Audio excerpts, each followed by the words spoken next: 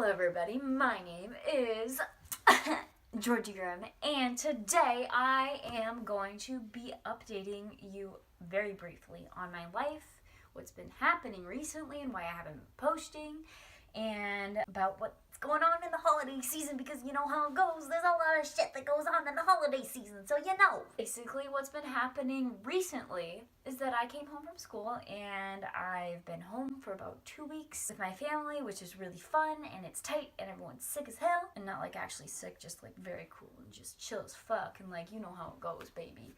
Anyways, it's been great to be back. I'm happy to see all my friends and family who I haven't seen in a while. Right now, it's the 23rd of December and my mother is downstairs baking cookies. We are all getting ready for people to come over tomorrow for Christmas Eve. Getting ready for the big day, which is Christmas Day. And I don't know if any of you guys are religious or if you celebrate the holiday season with like Christmas or whatever. But whatever you celebrate, I hope you guys all have a very Merry Christmas and have a great holiday season. That sounds like it's an outro, but it's not, I promise. I'm just wishing you guys the best of holidays. So basically, I'm gonna be wearing my little cute ass little red holiday sweater with the Coca-Cola polar bears on it, and I got it at Forever 21. Got those good ass deals right there with those, like, you fucking know how it goes. I'm not about to drop like $155 on a fucking sweater. Hell no. I'm going for that $16 deal.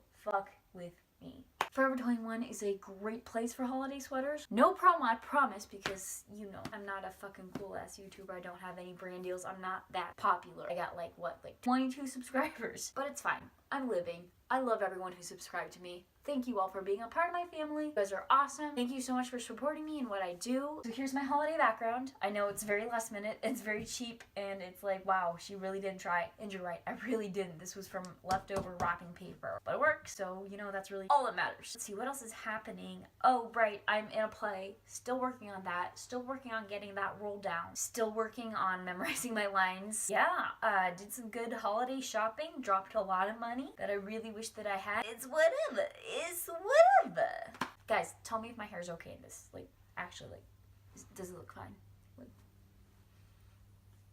oh yeah, we went to go see Santa because that's a family tradition, even though we're like pretty old. But it's still fun because I like seeing the smile on my parents' faces when we go to see Santa. Family tradition, gotta keep it alive. Been doing it since I was in like my little diapers in 96 to like right now, and it's like hell yeah. I'm just gonna jump into this dramatic reading of The Polar Express because this is one of my favorite books and movies of the holiday season. But my number one favorite film of the entire holiday season is A Christmas Story, and then Love Actually. But A Christmas Story is by far my number one favorite film. It is a family tradition to have it on TBS playing throughout the entire day. It plays for 24 hours on that station, which is great because that's all we have playing in the background. So that's a family tradition I do look forward to having. Let's jump into this reading.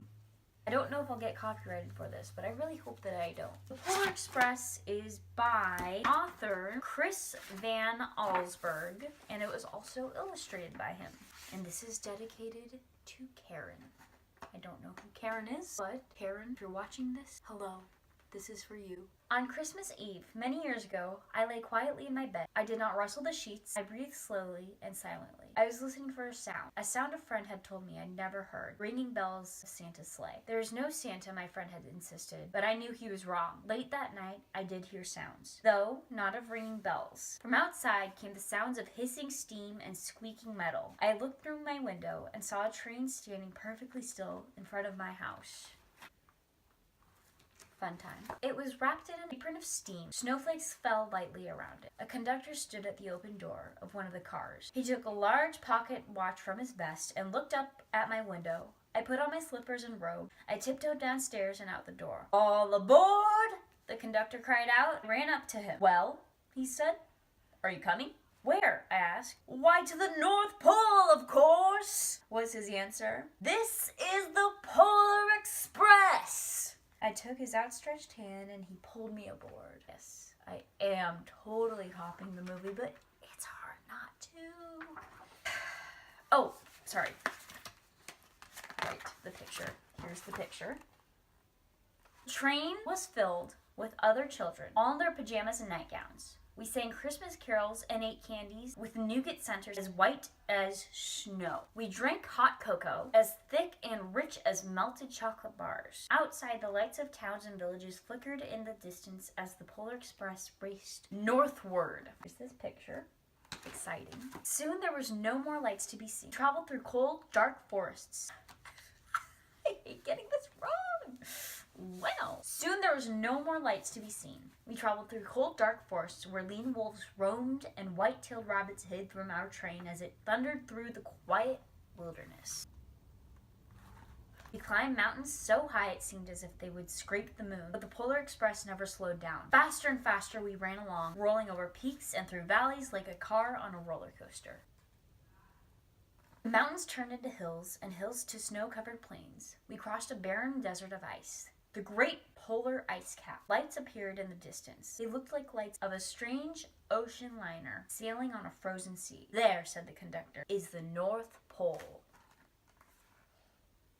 The North Pole, it was a huge city, standing alone at the top of the world, filled with factories where every Christmas toy is made. At first, we saw no elves. They are gathering at the center of the city, the conductor told us. This is where Santa will give the first gift of Christmas. Who receives the first gift, we all asked. The conductor answered, he will choose one of you.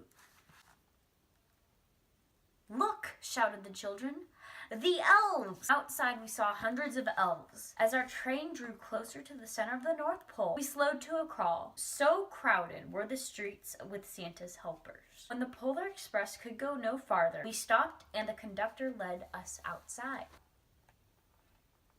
We pressed through the crowd to the edge of a large open circle. In front of us stood Santa's sleigh. The reindeer were excited. They pranced and paced, ringing the silver sleigh bells that hung from their harnesses. It was a magical sound, like nothing I'd ever heard. Across the circle, the elves moved apart and Santa appeared. The elves cheered wildly. He marched over to us and, pointing to me, said, "Let's have this fellow here." He jumped into his sleigh. The conductor handed me up and I sat on Santa's knee. And he asked, "Now, what would you like for Christmas?" I knew that I could have any gift I could imagine, but the thing I wanted most for Christmas was not inside Santa's giant bag. What I wanted more than anything was one silver bell from Santa's sleigh. When I asked, Santa smiled. Then he gave me a hug and told an elf to cut a bell from the reindeer's harness. The elf tossed it up to Santa. He stood, holding the bell high above him, and called out, "The first gift of Christmas." I feel like a mother reading her children books on Christmas right now. Well, I guess you guys are my children in a way. A clock struck midnight as the elves roared their approval. Santa handed the bell to me, and I put it in my bathrobe pocket. The conductor helped me down from the sleigh. Santa shouted out the reindeers' names and cracked his whip. His team charged forward and climbed into the air. Santa circled once above us, then disappeared in the cold, dark polar sky. As soon as we were back inside the Polar Express, the other children asked to see my bell. I reached into my pocket, but the only thing I felt was a hole. I had lost the silver bell from Santa Claus's sleigh. "Let's hurry outside and look for it," one of the children said. But the train gave a sudden lurch and we started moving. We were on our way home. It broke my heart to lose the bell. When the train reached my house, I sadly left the other children. I stood at my doorway and waved goodbye. The conductor said something from the moving train, but I couldn't hear him. "What?" I yelled out. He cupped his hands around his mouth, saying, "Merry Christmas!" he shouted. The Polar Express let out a loud blast from its whistle and sped away. On Christmas morning, my little sister Sarah and I opened our presents. When it looked as if everything had been unwrapped, Sarah found one last small box behind the tree. It had my name on it. Inside was the silver bell. There was a note. "Found this on the seat of my sleigh. Fix that hole in your pocket. Signed, Mr. C." I shook the bell. It made the most beautiful sound my sister and I had ever heard. But my mother said, "Oh, that's too bad." "Yes," said my father. "It's broken." When I'd shake the bell, my parents had not heard a sound. At one time, most of my friends could hear the bell, but as years passed, it fell silent for all of them. Even Sarah found one Christmas that she could no longer hear its sweet sound. Though I've grown old, the bell still rings for me, as it does for all who truly believe. The end. That is truly one of my favorite Christmas books because it's just a wonderful story and the movie itself is phenomenal. And Tom Hanks voices all the characters pretty much.